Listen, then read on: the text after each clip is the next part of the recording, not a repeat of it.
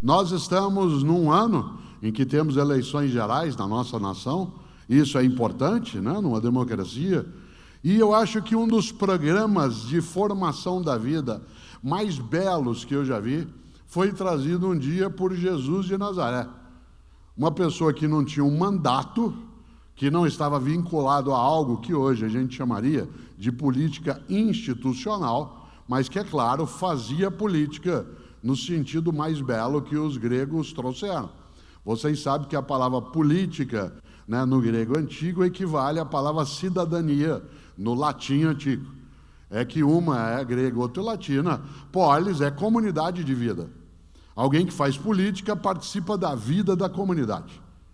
E os latinos, em vez de chamar de polis a comunidade de vida, chamavam de civitatem, que depois deu cidade, cidadania.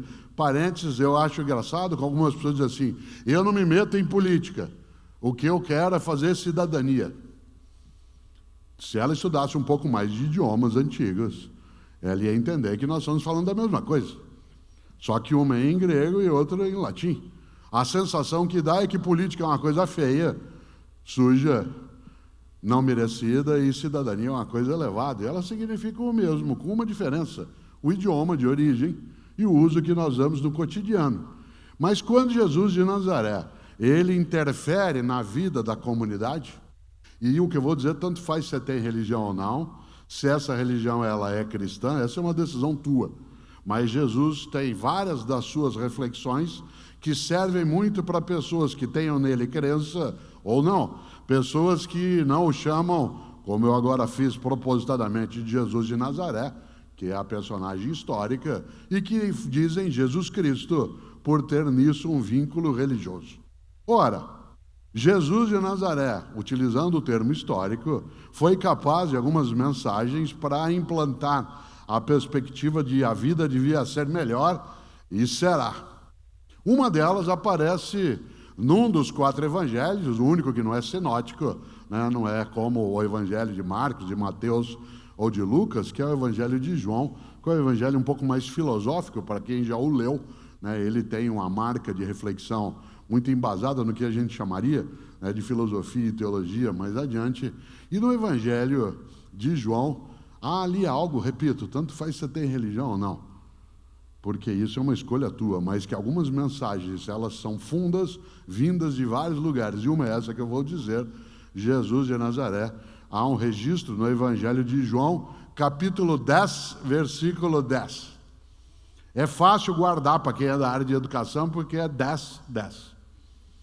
E no capítulo 10, versículo 10 do Evangelho de João, ele escreveu algo atribuído a Jesus de Nazaré, que eu acho magnífico como proposta de convivência, de vida, portanto, uma ação política, não necessariamente partidária, né? Porque isso é outra forma de fazer, é um dos modos de fazer política.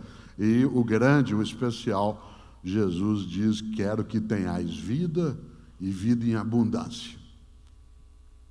Eu acho isso genial.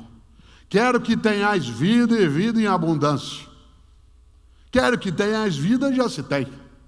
Basta viva ou vivo estar. Mas a frase mais marcante é: não é qualquer vida, não é mini vida, subvida, banal vida, vida de miserabilidade, de dolo, apenas, exclusivamente aquilo que machuca. Quero que tenhais vida e vida em abundância. Você sabe o que é abundância?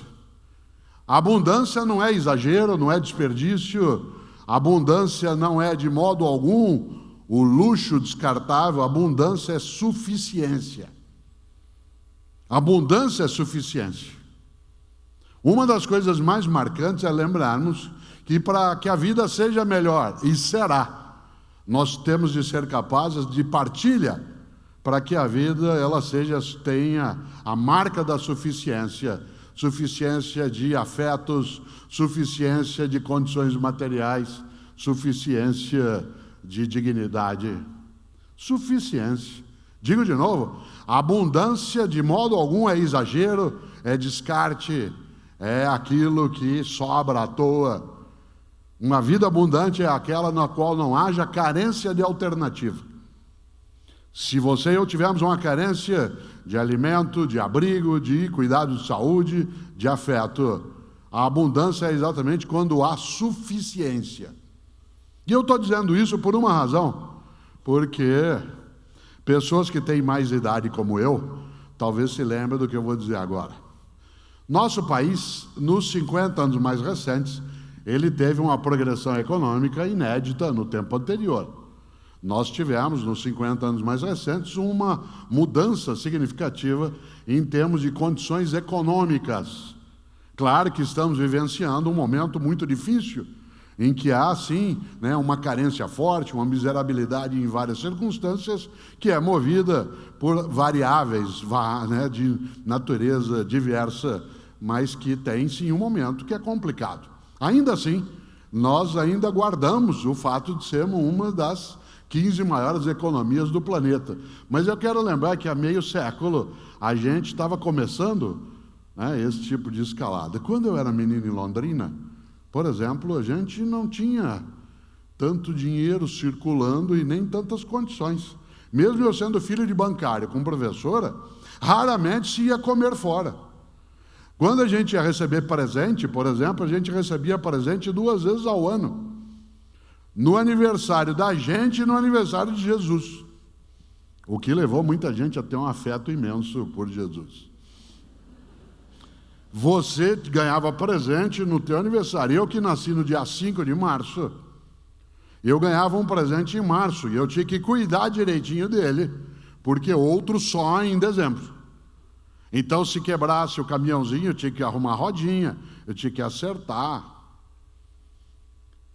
Atenção, eu não vivia uma circunstância de penúria, mas não havia tanta circulação. Quando eu era menino, pouca gente tinha carro na família.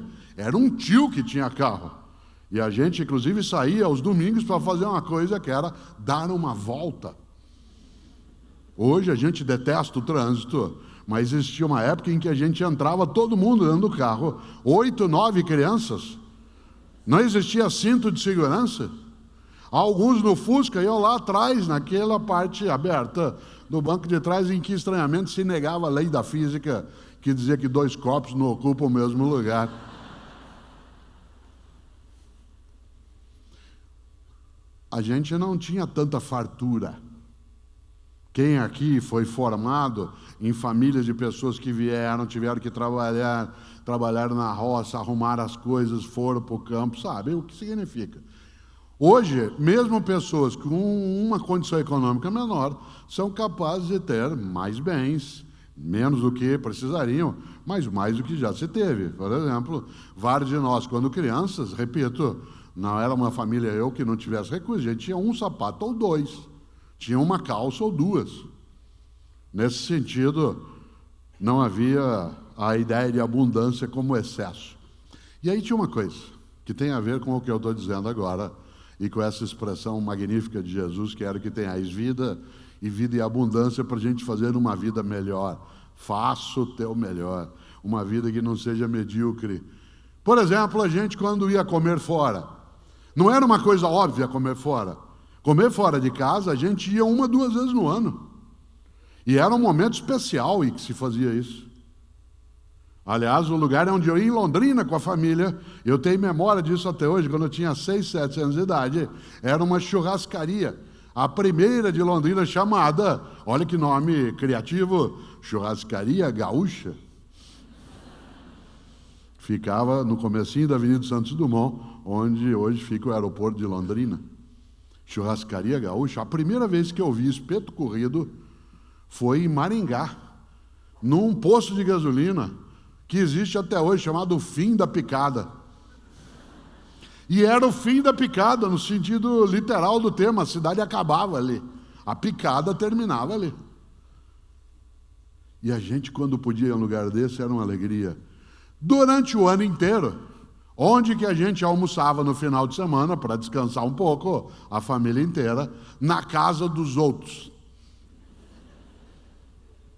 Ou vinham na nossa casa. Mas com uma coisa maravilhosa. Não dava para quem recebia bancar toda a comida, porque nós éramos 10, 12, 15 pessoas, 20. E a gente alternava as casas no final de semana. Casa de tia, de parente, de amigo. E aí tinha um milagre que é especial.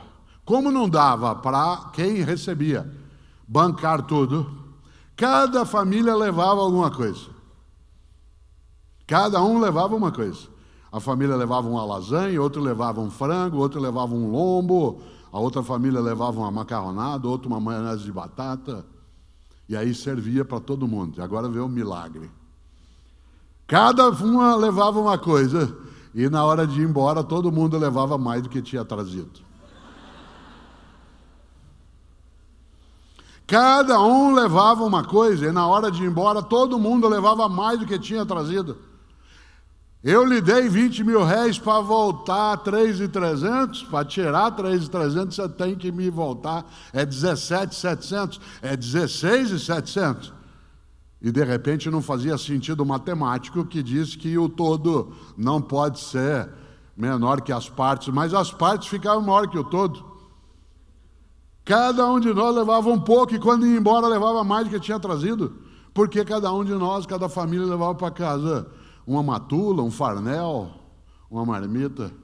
Tinha um milagre aí, que é esse que Jesus propôs. Eu não quero dar aqui uma conotação religiosa ao que eu estou falando, porque isso poderia ser desrespeitoso a quem tem no dia a dia uma prática religiosa de verdadeira, mas é lembrar que o que há por trás disso é uma coisa chamada partilha. Por que é que sobrava? Porque como todo mundo tem alguma coisa, e quando a gente junta é suficiente, ainda sobra. Aliás, os cristãos contam uma coisa maravilhosa. Um milagre feito por Jesus de Nazaré, que é o de multiplicação de pães e peixes. Em alguns dos relatos, vocês se lembram, os discípulos chamam Jesus num canto e dizem, tem 10 mil pessoas aí. E eles estão com fome, eles não querem ir embora. Bom, nem eu iria se eu ouvisse alguém falar sobre fraternidade, vida decente, solidariedade, não exclusão. Também ficaria eu. E aí os discípulos, segundo os relatos, disseram, o povo não quer ir embora, quer comer. E aí Jesus pergunta, o que tem para comer? Tem aí alguns pães e alguns peixes. O que eles falaram? O que nós podemos fazer? Ele disse, vocês vão, entrem, recolham o que tem na multidão e distribuam. Diz o relato que não só todo mundo comeu, como sobrou. Cesto de pão e de peixe. Qual é o milagre? Jesus, vou usar o termo técnico, de modo taumatúrgico, isto é, milagreiro, foi lá, pôs a mão e fez 2 pães virarem 500. Não, o milagre é outro. É um milagre que você e eu podemos fazer também, se a gente entende esse ensinamento, que é o milagre da partilha. A partilha, a capacidade de repartir, isto é, de multiplicar. Porque quando você divide, você diminui, mas quando você multiplica, você faz crescer. Nós temos que substituir paulatinamente uma vida dividida por uma vida multiplicada. Não é fácil, não é ausência de conflito, porque nós não queremos na vida a paz dos cemitérios, onde não há paz, o que há é impossibilidade de discordância. Claro que nós não queremos uma vida na qual inexista conflito, porque isso é uma impossibilidade. O que nós queremos é uma vida na qual inexista confronto. Conflito é divergência de postura, de convicção, de percepção. Confronto é a busca de anular a outra pessoa. E se a gente achar que a vida devia ser melhor, e será, nós temos de prestar atenção em várias frases. Uma delas é essa de Jesus de Nazaré, que tem uma beleza maravilhosa dentro de uma ideia.